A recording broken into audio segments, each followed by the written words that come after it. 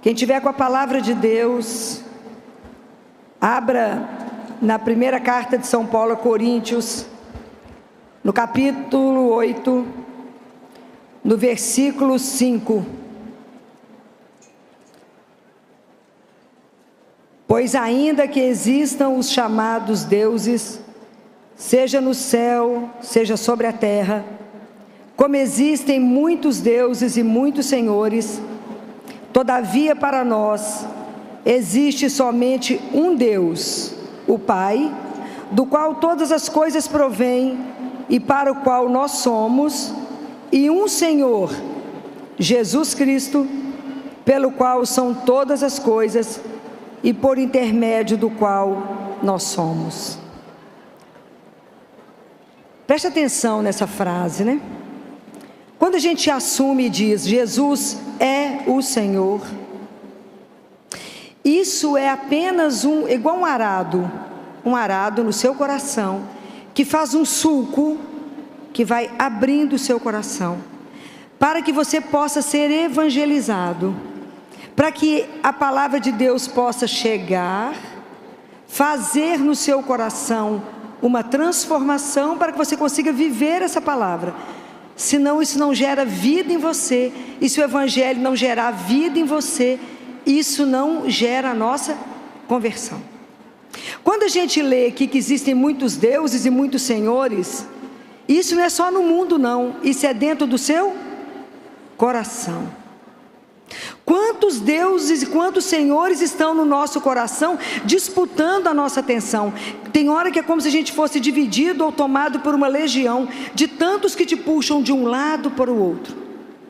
Como é distante para nós assumir de verdade que Jesus é o Senhor. Como é difícil fazer disso uma propriedade na nossa vida. Quantos de nós podemos assumir isso com verdade e dizer, Jesus é o meu Senhor? Por que é tão difícil? Por que nós temos tanta dificuldade em assumir que Ele é o meu Senhor? Primeiro que nós temos um conceito e uma imagem, quando eu penso em Senhor, de ser os senhores do mundo, né? Aqueles que vão estar sempre tiranizando, explorando, abusando de nós. O senhorio de Jesus é diferente, né? É o senhorio do amor, né? Existe alguém mais doce que Ele? Não existe. Não existe ninguém que te ama mais do que Ele. Existe? Não existe. Mas por que é tão difícil a gente fazer com que Ele seja o nosso Senhor?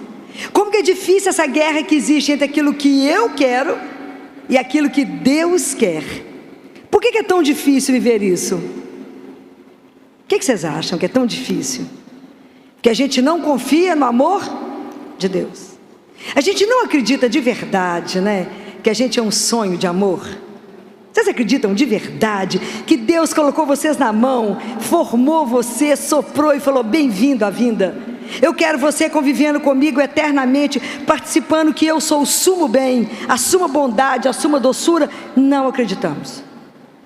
Por isso que a gente vive se batendo de um lado para o outro. Por isso, porque a gente não crê de verdade que Deus está interessado na minha vida tão simples, na minha vida tão miserável, na minha vida que não chama atenção de ninguém, mas que Ele não perde um detalhe da sua vida. Ele sabe tudo. Se eu levanto, Ele sabe. Se eu ando, Ele sabe. Se eu sento, Ele sabe. Ele sabe o que eu estou pensando, o que eu estou sentindo. Ele sabe de tudo. Mas nós acreditamos nisso? Não. O que falta em nós? Será que é só fé? Também, não é? Porque ela precisa ser purificada, trabalhada, não é? Mas é porque às vezes a gente confunde as coisas, de ter Jesus como alguém que foi lá no século, há 20 séculos. Então vamos lembrar, está escrito na carta, nos Atos dos Apóstolos, quando Paulo foi preso e que ele pediu que ele fosse julgado em Roma, quando o rei Agripa chegou e ele foi apresentado, antes de ser apresentado, o governador falou com ele, eu estou aí com o tal de Paulo, é questão religiosa deles, assim, é questão religiosa, porque eles estão a grande questão é essa, É por causa de um certo Jesus que morreu, e Paulo afirma que ele está vivo, vivo, ele está vivo. E até hoje essa é a grande questão. O mundo diz que Jesus está morto e nós dizemos que ele está vivo. Mas nós como cristãos estamos comportando como se ele estivesse vivo? Claro que não. Por quê? Porque a gente acha que Jesus é um personagem. E se ele for um personagem é assim: eu posso falar sobre ele, eu posso escrever sobre ele, eu posso fazer um filme sobre ele, eu posso ter até dogmas, eu posso até acreditar que Jesus está na Eucaristia, mas ele não aquece o meu coração, ele só chega até a cabeça e ele não aquece o meu coração. Nós precisamos de ter uma fé num Deus vivo que te queima. Não podemos ser esse bando de cristão mole, frouxo, que a nossa fé não contagia ninguém. Porque para você ser contagiado, se eu vier aqui falar para vocês de uma doença, vocês correm o risco de pegar a doença? Não, porque eu estou falando da doença. Mas se eu chegar aqui com o vírus e vocês entrarem em contato comigo, vocês podem pegar a doença, ok? Então eu preciso tocar em Jesus, ou pelo menos eu preciso permitir que ele me alcance, como diz São Paulo. É preciso que ele me alcance, eu preciso ser alcançado por ele. Nós temos que ter uma religião e uma fé que seja viva. Alguém falou assim: falta fé. Falta? Assumir que Jesus é o Senhor, é tudo que eu fizer na minha vida eu tenho que consultar quem? Deveria. Tudo que eu vou fazer eu deveria perguntar àquele que é o meu Senhor. Jesus é para ir para a direita ou para a esquerda? É para fazer o que diante dessa situação? Mas o que nós fazemos? A gente resolve fazer, depois fala para as pessoas assim: reza para mim para dar certo. Estou falando mentira? Porque como a gente não confia no amor dele, a gente não vai primeiro até ele. E aonde que vocês podem conversar com ele de graça, 24 horas por dia? Aonde?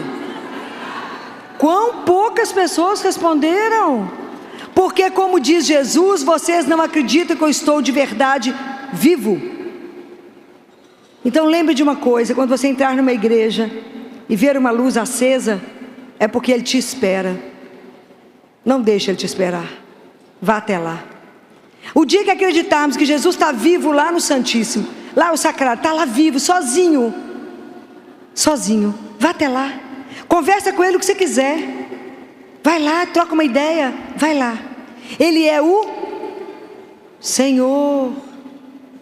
Eu não poderia passar o meu dia sem consultar o único que sabe de todas as coisas. Então como é que eu vou mostrar?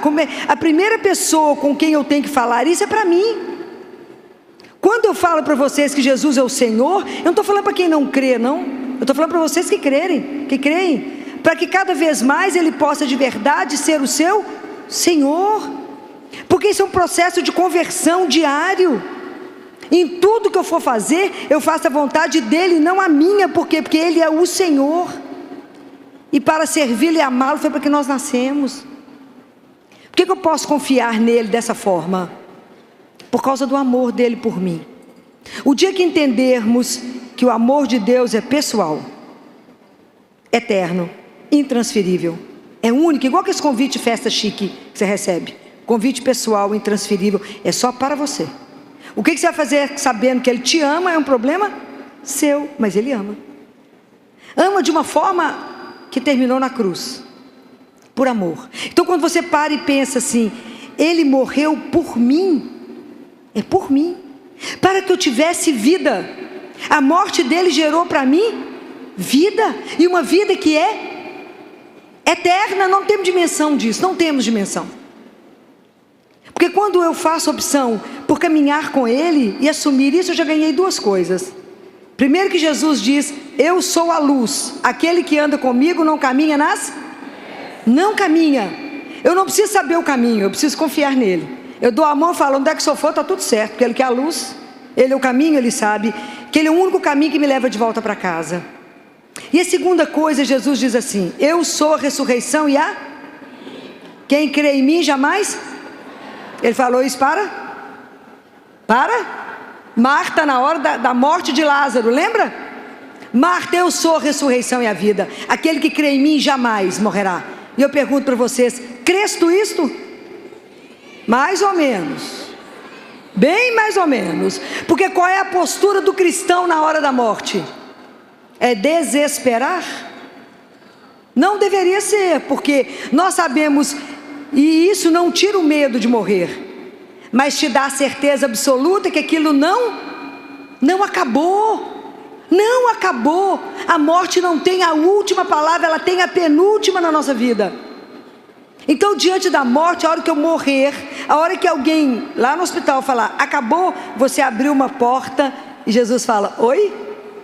É você diante dele. Como diz no livro de Jó, esses olhos irão vê-lo? Você crê nisso de verdade? Crê mesmo, de verdade? Porque ele é o Senhor. Então, quando um dos maiores perigos da nossa vida, que o ser humano ele não pode viver sem sentido.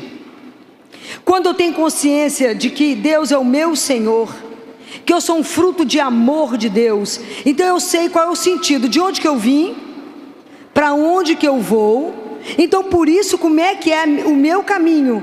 Porque o fim da minha vida, aonde eu sei que eu vou, tem que iluminar por onde eu ando hoje. Todas as minhas opções hoje têm que refletir aquilo que eu creio. A minha vida tem que refletir a minha fé. Nós temos que ter coerência quando eu digo Jesus é o meu Senhor. Eu não posso simplesmente falar com meus lábios, mas eu tenho que viver o senhorio de Jesus na minha vida. Porque vocês podem ser a única Bíblia que alguém vai ler o dia inteiro. Compreendem? Então a gente não tem que anunciar Jesus pela nossa palavra, mas pelo seu comportamento, pela sua vida, que tem que revelar aquele que você crê. Se Ele é o meu Senhor, tudo na minha vida tem que refletir Ele. Então pare e pensa quando eu digo para vocês, Jesus é o Senhor, é para que você repense. Qual o papel, qual é o lugar que Jesus tem na sua vida hoje? Será que eu quero de Jesus somente os milagres? Quer dizer, a gente só quer um milagre. Mas eu peço que a gente vai pedir a Jesus a graça de uma coisa chamada disciplina.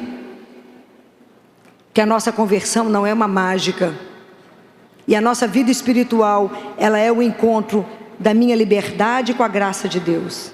Então eu falo com Jesus, eu quero rezar mais, Ele te dá a graça. Jesus, eu quero, eu vou morrer falando isso, né? Missa diária, Ele vai te dar a graça. Mas se você pedir e falar, eu preciso do Senhor, o Senhor não precisa de mim? Eu preciso. Me ajuda a ver, abre meus olhos para ver, meu ouvido para te ouvir e um coração para te obedecer. Mas se a gente não pedir, Ele vai te invadir? Nunca, porque Ele é Deus. Ele é doce demais para invadir alguém. E o amor, ele não pode ser feito entre escravos, né? Amor é livre, né? Eu não posso te obrigar a me amar. Gente, Jesus não pode obrigar ninguém a amá-lo. O amor é uma coisa livre que une as pessoas. Ninguém, no meio de tantos, você escolhe um. E com o Senhor é assim, Ele escolheu cada um. É preciso que você sinta isso. E para que você dê para o Senhor a propriedade da sua vida. Você vai construir uma casa num terreno que não é seu? Nunca, não é? Depois chega o dono do terreno e fala, perdeu? Então para que o Senhor possa ser o Senhor da sua vida, é preciso que você dê a Ele uma carta de propriedade. Fala, estou passando de papel passado, a minha vida é sua. Temos coragem disso? Mais ou menos. Bem mais ou menos, estou falando mentira? Eu já falo e respondo mesmo. Porque eu não respondo, porque a gente fala, mas e se ele não pensar nisso? Mas eu queria tanto aquilo, e se Deus não quiser aquilo? Porque tudo a gente volta no mesmo local. A gente não confia no amor de Deus. E a gente é tão interessante que nós investimos em tudo na nossa vida, né? Na vida sentimental, na nossa vida afetiva, na vida profissional, na vida familiar. A gente investe em tudo isso, menos a nossa vida espiritual. Você começa a rezar um pouco mais, o povo fica preocupado, acha que você virou beato, não é assim? Fala, fulano, tá bom não, tá rezando demais, ou tá com um problema muito sério, não é assim? É assim, porque o povo vigia tudo. Uma tarde de sábado eu fazendo adoração, numa igreja lá em Belo Horizonte. Quando eu saí, fui entrar no carro, uma mulher veio até mim e falou assim: doutora Filó, tá tudo bem? Eu falei: tá, tudo bem. Fiquei até preocupado se tinha acontecido alguma coisa, a roupa rasgada, olhei. Mas tá tudo bem mesmo? Falei: tá, tudo bem. Mas, aí eu falei com ela: por quê? Aconteceu alguma coisa? Ela falou: só ficou 2 horas, 30 minutos, não sei quantos segundos aqui no Santíssimo. Falei: uau, você contou? Que bacana. Minha filha, eu só vou embora, porque tem um marido que deve estar acordando, tem que fazer um café, senão não ia não, ficava aqui. Mas vocês não têm assunto com ele? Não tem assunto com ele? Eu tive que interromper, porque é assunto demais. Então é isso que tem que fazer a diferença. Jesus não é um personagem, ele é uma pessoa. Não existe relacionamento se não for entre pessoas. Por que a nossa religião morre? Porque eu não relaciono com alguém que aquece o meu coração. Por que eu não vou lá no Santíssimo? Porque eu não entendo, eu não acredito que tem uma pessoa lá me esperando e que eu vou conversar com ele. É uma pessoa, ele não é uma ideia. E Jesus é real. Vocês imaginam a alegria daqueles discípulos quando vir a ressurreição? Esse é o alicerce da nossa fé. Jesus ressuscitou e esse mesmo Espírito irá nos ressuscitar. Nós não temos dimensão do que significa isso. Viver eternamente com Deus, com um corpo glorioso que Ele nos dará. Então nós não temos noção disso. Não temos noção desse senhorio, de um Deus Pai que nos criou e nos recriou pelo sangue de Jesus. Nós somos recriados. Deus Pai fala para Catarina de Siena: Catarina, a estrada estava interrompida, não tinha jeito de vocês voltarem para casa. Eu fiz uma ponte. Qual é a ponte? Qual é a ponte que foi feita para a gente voltar para casa? Qual é a ponte? É a cruz de Jesus. A cruz de Jesus é a ponte para voltarmos para casa. É a cruz. É preciso subir nessa ponte. Não adianta saber que existe esse caminho se eu não subo e não ando por ele. Senão não vamos chegar. Deus Pai fala: cuidado com o rio do pecado que está embaixo. Suba na cruz. E o primeiro degrau dessa cruz é qual? Qual que é a primeira coisa que você chega, que está lá na cruz? Qual que é o final da cruz? São os pés de Jesus. Os pés. Porque é o pé que faz com que o corpo caminhe. E é somente o amor a Deus e o amor ao irmão que faz com que a minha alma possa andar. Por isso é o primeiro nível, para que a gente possa caminhar. E Deus Pai fala assim: eu fiz uma estrada pavimentada para vocês. Eu peguei as virtudes, amalgamei com o sangue de Jesus e pavimentei para que vocês possam pisar. Mas eu fiz um telhado. Essas palavras são de Deus Pai para Catarina de Siena, não são minhas. Eu fiz um telhado, porque quem anda sobre a cruz e as virtudes, que primeiro eu preciso da fé, para depois ter as virtudes. Não é as virtudes que me levam à fé, é a fé que me leva para as virtudes. É porque eu creio em Jesus, no nome dele, que eu quero segui-lo, eu quero imitá-lo, que eu vou desenvolver as virtudes que ele tem. Ok? Sem a graça é nada. Então Deus Pai fala: quem anda, eu fiz o telhado. O telhado é para você ser protegido da chuva da minha justiça. Porque quem anda sob a cruz não precisa temer nada. Aí Deus Pai, olha a doçura desse Deus. Ele fala assim: eu fiz uma dispensa para vocês no caminho. Dispensa, lembra o quê? O que você põe na dispensa? Comida? Qual que é o nosso alimento? Eucaristia. Olha que doçura desse Deus. E fala: eu pus dispensa no caminho para que vocês se alimentem e fortaleçam, para que vocês dêem conta do caminho, senão vocês não chegam aqui. E isso é a revelação de um Deus que é Pai, que nos ama. Então a relação é com Deus vivo.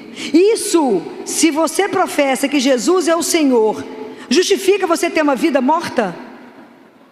Justifica? Não, não pode. O cristão pode ser desanimado? Porque o desanimado é o sem desanimado, sem o ânima. que é o Espírito de Deus. Compreendem por que eu preciso rezar todos os dias? Porque eu preciso me fortalecer. Todos os dias eu tenho que falar com Jesus: o Senhor é o meu Senhor. Todos os dias eu tenho que renovar para Deus a minha profissão de fé, porque só existe para Deus hoje. O nosso passado está na misericórdia, o nosso hoje está no amor, e o futuro está na providência de Deus. Mas eu tenho que viver isso todos os... Jesus não é igual a bezetacil que dura 30 dias, ok? É todos os dias. Eu preciso renovar que eu desejo Ele, e que Ele é o Senhor da minha vida. Então pare e pensa hoje, aonde você está no seu caminho. Quantos deuses tem dentro de você? Quantos senhores tem disputado? Às vezes é seu dinheiro, sua conta bancária, a sua beleza, o sobrenome que você carrega, a posição social que você está. E eles são os deuses que você tem medo de perder, e que você cede a qualquer coisa. Porque às vezes a gente faz qualquer coisa por 5 minutos de fama. Para quê mesmo? Nós não temos dimensão das coisas. E o mundo nos enrola, porque tem uma ilusão no mundo. Você fala: Filó, mas não tem tempo de rezar. Não tem mesmo não, a gente tem tempo do Instagram, tem tempo do celular. Não é assim? Não estou falando mentira. Estou falando para vocês da realidade nossa. Como é que o mundo nos enrola. Então, se a gente não tiver um propósito todos os dias, de acordar mais cedo, mas pela graça de Deus, porque tudo é graça. Nunca imagine que vocês farão uma caminhada espiritual sem a graça de Deus. Não tem jeito. Para mim fazer um caminho, eu preciso de querer. Esse é o primeiro passo. O segundo passo, Deus dá graça. Mas tem que querer de verdade. Porque não é difícil assumir que Jesus é o Senhor. Aqui, essa multidão que professa a mesma fé, diante de um instituto desse maravilhoso que organiza as coisas para vocês, com sacerdotes que estão aqui que professam tudo como a gente. Aqui é fácil falar que Jesus é o Senhor. Lá no seu trabalho, onde eles podem te considerar intelectualmente rebaixado, porque você fala que Jesus é o Senhor, onde você assume que Ele tem o senhorio na sua vida, e que por isso eu não vou fazer isso. Por quê? Porque isso não está de acordo com o que eu creio, com o que o Senhor me pediu. Não, mas você crê? Não tenha vergonha de dizer: creio, você não, por isso que você é triste. Por isso que eu sou feliz que eu creio nele. Porque a assinatura do Espírito em nós é alegria. A alegria não pertence ao ser humano, pertence a Deus, nosso Senhor. Então, quando a gente consegue caminhar com Ele, e diante de cada tentação, de cada dificuldade, de cada decisão que você tiver que tomar, repita: Jesus é o Senhor.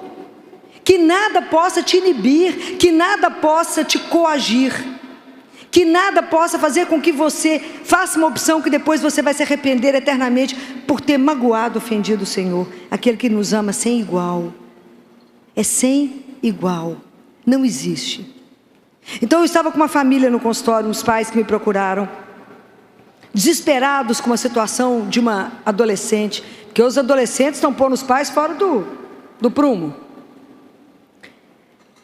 E mulher chorar já é básico, né? A gente já chora automaticamente, né?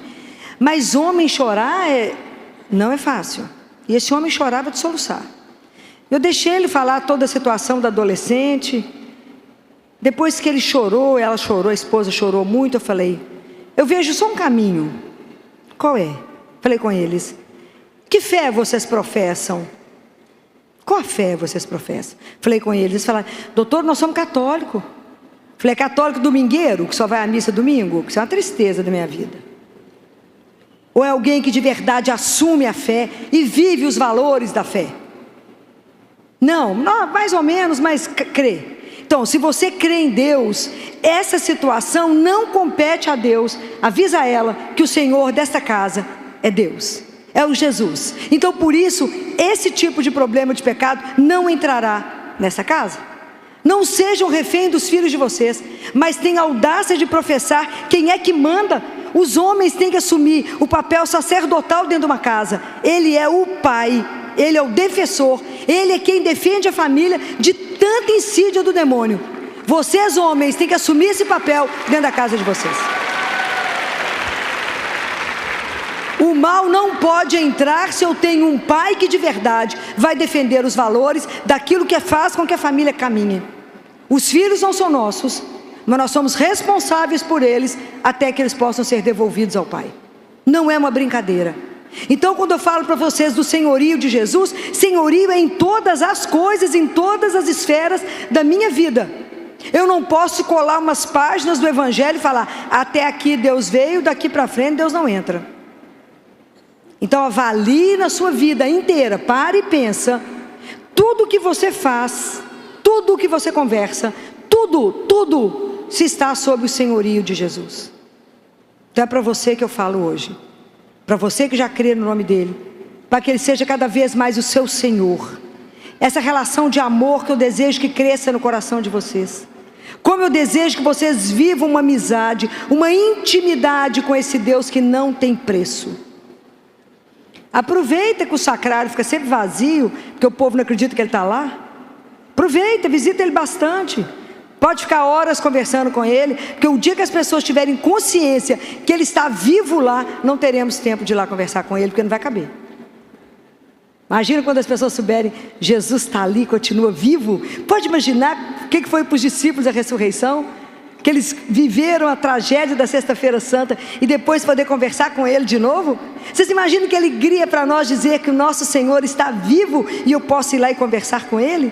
Pode imaginar o que significa isso? Não temos essa dimensão. O dia que entendermos a profundidade disso, o que vai verdade, te deixar abalado?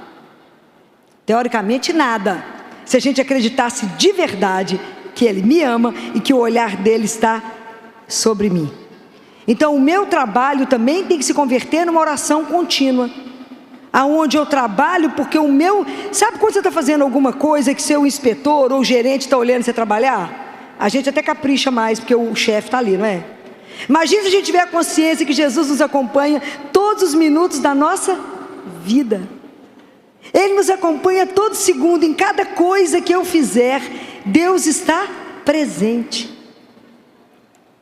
Bento XVI falava que tudo que eu fizer sem amor é tempo perdido. Então para e pensa, se você fez um bolo com raiva, perdeu o tempo e o bolo ficou péssimo.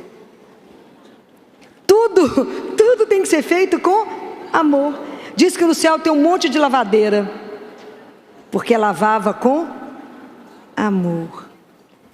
Então é preciso que a gente pense em todas as coisas que eu faço durante um dia, se eu tenho consciência da presença de um Deus que me olha e que me ama. Não é com um olhar de juiz, mas é um olhar de amor, um olhar que me acompanha, aquela doçura. Porque se existe definição dele ser amigo, o amigo é aquele que eu posso me desnudar. Não é desnudar de tirar roupa, é desnudar de uma forma mais difícil, que é rasgar a nossa alma diante daquele que nunca vai pegar a minha miséria, a minha fraqueza e abusar dela. Porque tem pessoas que, se fica sabendo de um problema seu, vai judiar de você e falar, você está na minha mão. Jesus fala, você está na minha mão, mas é porque ninguém pode separar você do amor que eu tenho. Não há dor, não há sofrimento, não há nada, não há problema, na morte, na vida, nada te arranca das mãos de Deus. Ele é o único que sabe quantos fios de cabelo estão na sua cabeça. Só Ele sabe quantos estão pretos, quantos estão brancos, quantos estão louro, está vermelho, o dia que você resolveu colorir. Só Ele sabe. Não existe ninguém que você deveria, se você se gastar mais do que por causa dele.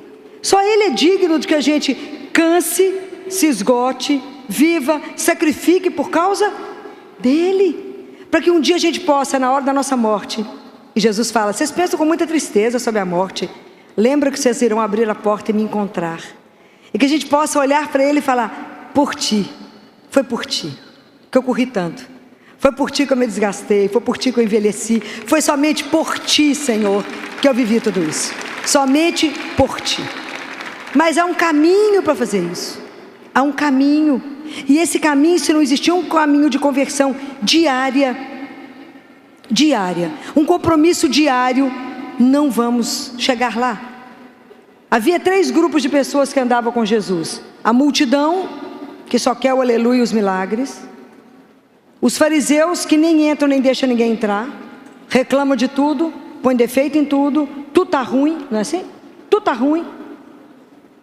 E existia o grupo pequenininho dos discípulos, os apóstolos, que assumiram a fé e foram até o fim. Nós precisamos de saber onde nós estamos, aonde eu estou no meu caminho para Ele, aonde eu estou no meu caminho para assumir o senhorio de Jesus na minha vida. Aprender a agradecer por tudo, não só pelo que dá certo, mas pelo que não dá certo. O dia que eu tiver consciência desse amor, tudo que acontecer ao contrário, eu vou falar com Ele: obrigado, porque de alguma coisa o Senhor me livrou. Se fosse bom para mim, o Senhor me dava. Por que eu falo isso? Porque Ele me ama, e se Ele me ama, Ele não vai fazer nada de errado para mim, vai? Nunca. É só você pensar na relação de vocês com os filhos de vocês. Vocês fazem alguma coisa de errado para um filho? Nunca, nunca, nunca. E Deus, que é o Todo-Poderoso, vai fazer isso para você quando? Nunca. Ele vai sempre te guardar, sempre te proteger, sempre, sempre. Até aquilo que Ele permite que chegue é para a nossa santificação, é poder me preparar para isso. Então é preciso que a gente tome consciência de que Ele é o Senhor, e que Deus Pai fala assim, está escrito em João 15, versículo 1, eu sou a videira, meu Pai é o agricultor, ok? Deus Pai é o agricultor, vocês são os ramos, aquele que permanece em mim dá muito fruto, porque sem mim nada é nada. Jesus fala assim, sem mim vocês não podem pegar a palha que está no chão, nada é nada. O dia que entendermos isso, a vida vai ficar muito simples. Você vai entender que tudo é Ele, tudo é Ele. Então Deus Pai fala assim, eu sou o agricultor perfeito, eu pus no centro do mundo uma vinha. Qual é? Qual é a vinha que Ele pôs no centro do mundo? Qual é? É Jesus. Ele não fala, eu sou a vinha, vocês são os ramos. Então, a vinha foi plantada, e Deus Pai deu para cada um de nós uma vinha. Qual é essa vinha que Ele te entregou? Não, qual é a vinha que Ele te entregou? Para você trabalhar, qual é a vinha? A alma é a nossa vinha. Nós temos que trabalhar na nossa alma. O que nós vamos apresentar a Deus na hora da morte? A alma. Jesus fala assim, vocês ficam muito tranquilos porque vocês não veem a alma de vocês. Ok? Ele tem que ser o meu Senhor, o meu Senhor. Jesus olha para mim que eu não estou vendo e me ajuda a trabalhar na minha vinha. Eu tenho que estar colado no Senhor, porque sem o Senhor eu não tenho a seiva que vai me transformar. Eu não terei o Espírito Santo de Deus, que é somente o Espírito Santo de Deus, porque ninguém pode dizer Jesus é o Senhor sem o Espírito Santo. E somente o Espírito Santo vai nos conceder o dom para conhecer o Pai e o Filho. Sem o Espírito Santo não fazemos nada. Então eu preciso dessa seiva que corre em mim, para que dê força, me dê o ânimo, me dê coragem, e diante dos problemas eu falo, mas Jesus é o Senhor, e Ele resolverá da melhor maneira possível. Por quê? Porque Ele me ama. Então essa é a garantia que te gera paz. Então preste atenção, para que a gente possa encerrar. Mas tem muita coisa para acontecer hoje, presta atenção. Cada vez que a gente repete, e eu preciso que vocês, aquele que se sentir com confiança, fale para você mesmo, Jesus é o Senhor. Quando vocês professarem isso comigo, com força e fé, nós vamos permitir a Jesus que nesse momento Ele repita na nossa alma o prodígio que Ele fez quando Ele desceu aos infernos. Então é isso que nós vamos fazer agora.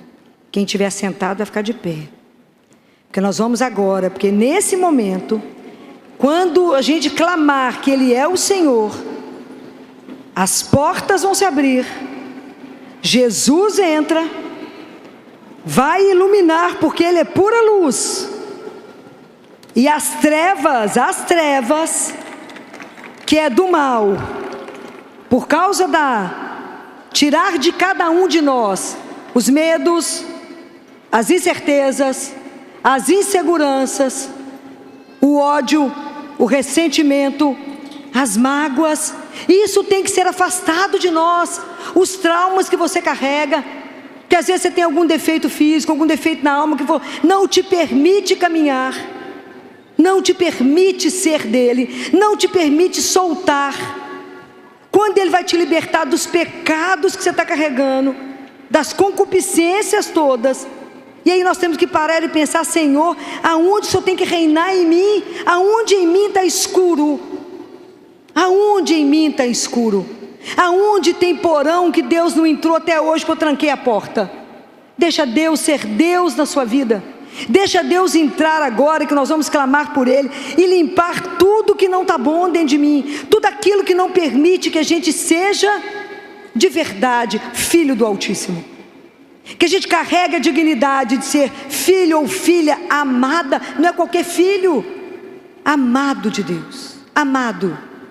Que você carregue isso com orgulho, estufe seu peito e diga: eu sou filha, ou sou filho amado. Amado, isso transformará a sua história. O dia que você entender isso, esse é só o começo do caminho. Quando você assume que você é um filho amado, quem pode te cercar? Ninguém, porque se Deus é por nós, quem pode ser contra? Ninguém. Mas nós temos que ter firmeza. Nós não podemos ter dúvida, falar: será? Acabou, estou diante dele, ele é o meu Senhor. Então agora nós vamos clamar isso para Ele, com força. Eu quero que você feche seus olhos e fale para Ele de verdade, que Ele ainda pode não ser o Senhor, mas que Ele seja o Senhor. Nós vamos falar agora, você repete, essa é uma das coisas que vocês vão repetir comigo. Depois eu quero que vocês repitam o que está na carta de Filipenses, que nós temos que decorar algumas coisas, nós temos que saber essas coisas no nosso coração, na nossa vida. Então primeiro eu quero que vocês falem agora diante dele, falem: Jesus é o Senhor. Fale com força. E agora eu quero que vocês lembrem de uma palavra que está escrita em Filipenses, no capítulo 10, capítulo 2, carta aos Filipenses, versículo 10, está escrito: para que ao nome de Jesus todo joelho se dobre, nos céus, na terra e nos subterrâneos, e toda língua reconheça, para a glória de Deus Pai, que Jesus Cristo é o Senhor. Louvado seja aquele que nos reúne aqui.